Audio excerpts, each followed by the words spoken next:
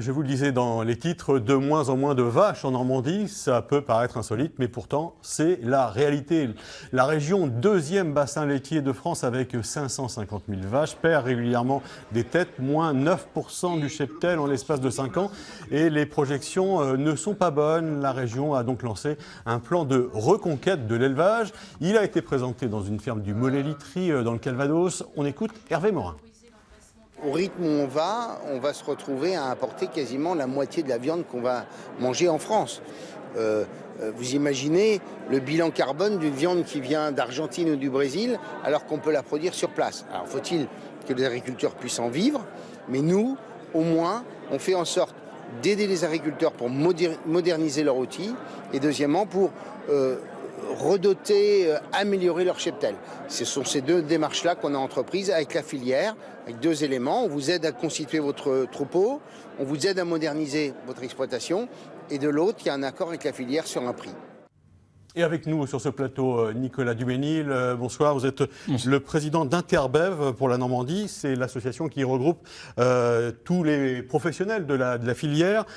Pourquoi y a-t-il une telle urgence à vouloir reconstituer le cheptel ? Le président Morin l'a dit, il est urgent de recapitaliser puisque c'est une remise en cause de notre modèle polyculture-élevage. Qui a façonné nos paysages. La polyculture élevage, c'est un modèle vertueux puisque ça permet de conserver les surfaces herbagères, ça permet de conserver la biodiversité et aussi de capter le carbone. Alors, le président Morin, justement, pour revenir à cette décision annoncée qu'une aide de 200 € allait être octroyée à chaque éleveur pour reconstituer le cheptel, il fallait en arriver là ? Oui, il est important puisque c'est la filière qui s'est engagée. Aujourd'hui, on a perdu 5000 vaches allaitantes entre 2021 et 2022. Les chiffres de 2023 viennent de tomber, on a encore perdu 5000 vaches. Donc il est clair que ça va poser demain un problème d'autosuffisance alimentaire. Alors, on vous retrouve dans un instant, mais nous sommes allés à la rencontre de Romain Madeleine. Il est le premier éleveur à bénéficier de l'aide de la région. C'est dans sa ferme que le plan a été présenté d'ailleurs.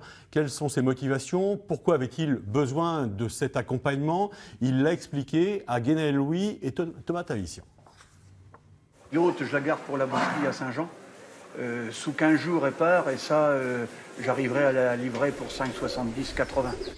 En vendant une vache via le négociant, Romain Madeleine peut gagner 2 750 €. Cet agriculteur a repris l'exploitation familiale, mais il a changé d'activité, fini la production de lait avec les vaches. Il s'est tourné vers la viande, un choix validé par son père. C'est beaucoup moins contraignant. Le métier de la traite, c'était du lundi au dimanche soir. Et là, la viande, c'est pas pareil. C'est un métier, mais c'est pas du tout le travail est beaucoup moins difficile, quoi. Il y a 70 bêtes sur l'exploitation.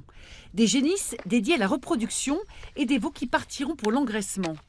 Un cheptel de limousine que Romain s'est constitué en 1 an.